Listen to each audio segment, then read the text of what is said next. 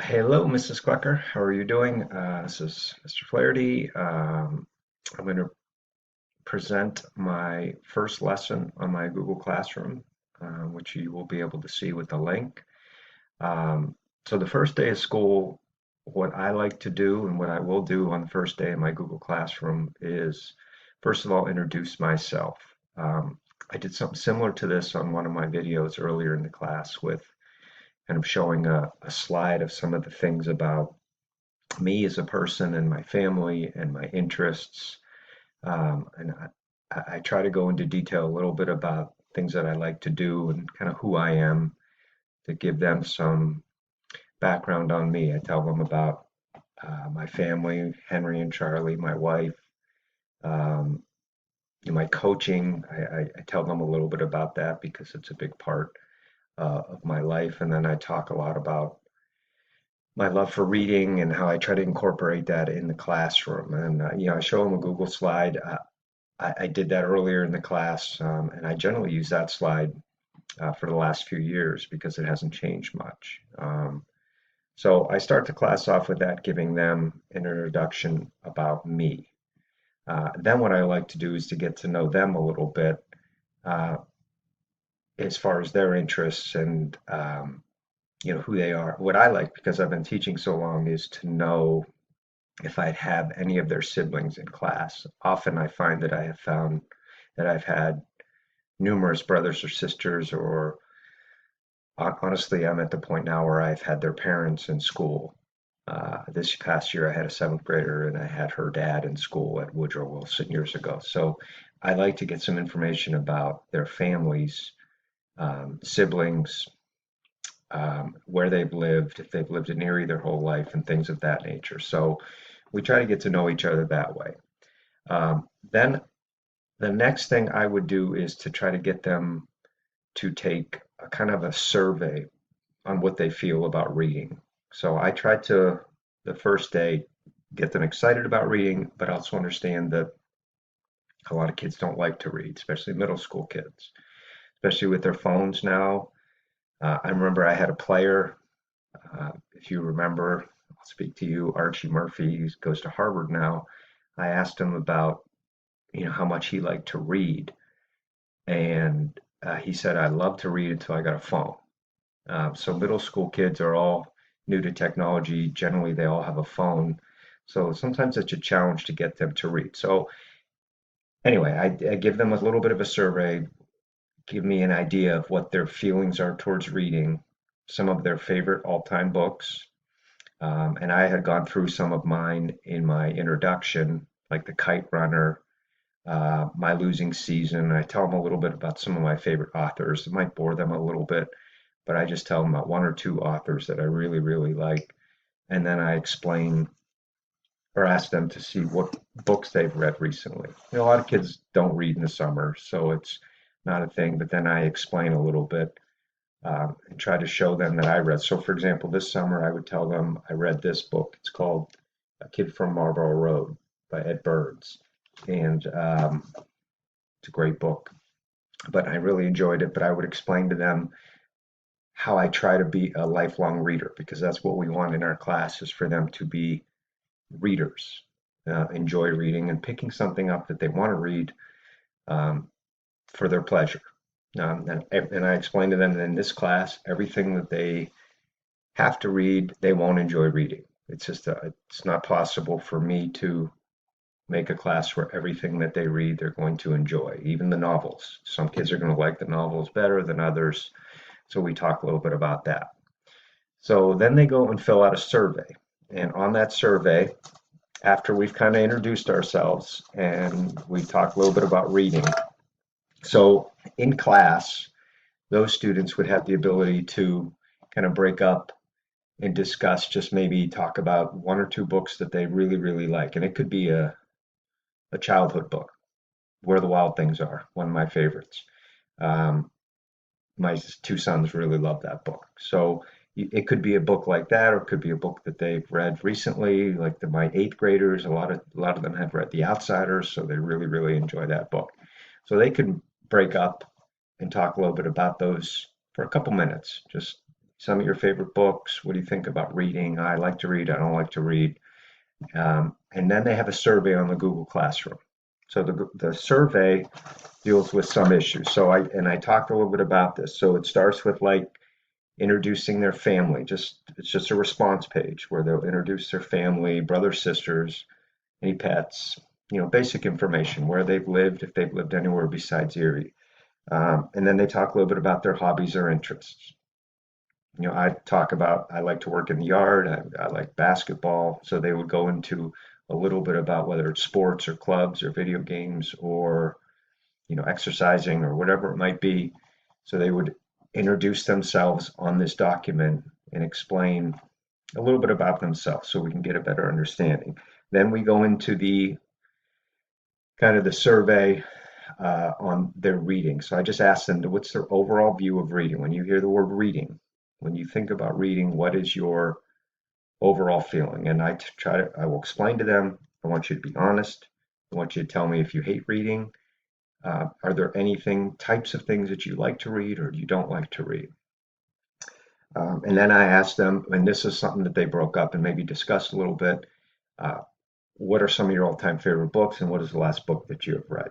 So it just gives me an idea of where they're at as readers, and it allows them to inventory a little bit where they stand as readers. If they're avid readers, if they're somewhat partake in reading, or they don't read at all. And certainly in middle school, you have all of those categories.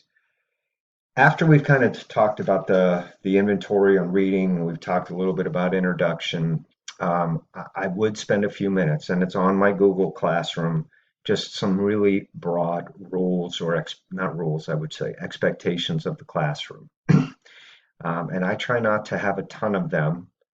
I think as the school year goes, I would explain to them that you'll see the procedures and how things work in the classroom. But I generally have just very basic, broad rules in the sense of what is expected.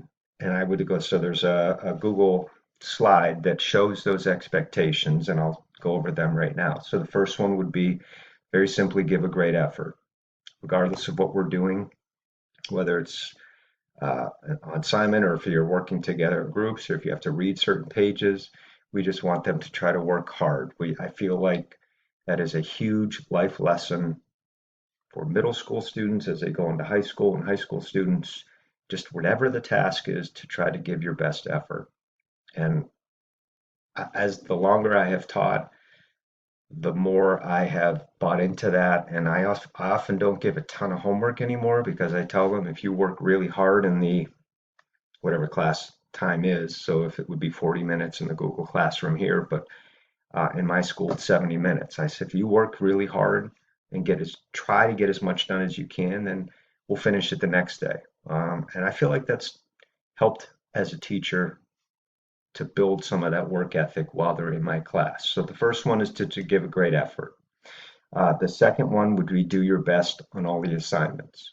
Very similar to the first one, but I like quality more than quantity, and just trying to give their best, regardless of if it's a brief assignment or if it's a 5, 6 paragraph essay.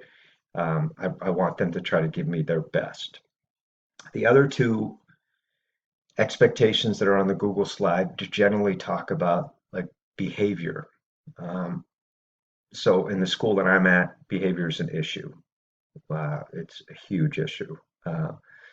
And so I just explain to them, demonstrate respect for me or whoever the teacher is and their fellow students, whether that is online or whether that is in person. I think that's really important. And I say this all year, and I would say this in my Google Classroom: working hard, giving a great effort, and respecting others. That's the two basic expectations in my classroom. If you can do that, you're going to be successful.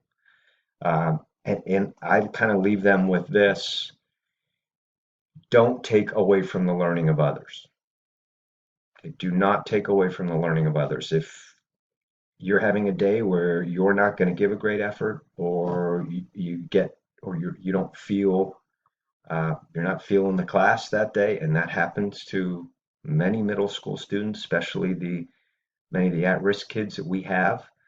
Um, I just try to explain to them, do not take away from the learning of others. And I think that's really, really important for those kids to understand.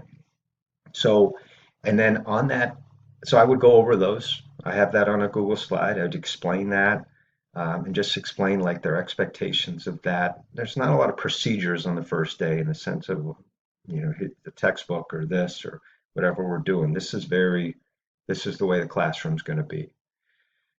And then also on that survey that the students filled in about their interests, about their family, about their inventory on reading and what they felt in some of their favorite books, there are two questions. One is about their classroom goals. So I asked them, what would be your goal for the classroom this year? Is it an A? Is it a B? Is it a letter? It might not be a letter grade. Is it a just doing my best and seeing what I can get out of that? Um, for some kids, they look at that more of a behavior goal, saying, I don't want to get in trouble as much trouble as I did last year, or again, we deal with some at-risk kids, so I don't want to get written up or suspended. So I ask them for their classroom goals, just in the time in my classroom, to explain what they want to achieve, and then the last part of the survey, which is on the on Google Classroom, asks about some things that they can do that would demonstrate respect. What are some specific actions that they can do in my classroom that would show respect for me and respect for others and respect the learning of others? So just a couple things, and I would give them examples of that, whether it's listening while others are talking, or turning your camera on when you're responding if you are online learning, or responding quickly if you're in online learning, or when you're working in groups in class to stay on task and not go off on different topics. So I would probably give them some examples of that, but they would have that on the Google document, which they would submit. So that is under the assignment of the first day, where they would kind of respond to all of those things, like introduction, introduce themselves, the reading inventory, which I want to know what they feel about reading and some of the things they have read, and then kind of the classroom expectations. So I kind of morph all those together into one quick, it should take them maybe 10 minutes to fill out the classroom expectations. So that in a nutshell would be the first day of class. Um, as you can see on the link that you will get for the Google Classroom. I try to give the expectations and try to get to know them. Obviously, two questions isn't going to allow me to get to know them as much as I would like to, and I try to give them a little bit about me, so they know kind of where I'm coming from, how long I've taught, and where I've taught, and things of that nature. So that is the first lesson on my Google Classroom. Um, if you have any questions, you can message me or email me. I hope you enjoyed it, and I hope you have a great week. Thank you.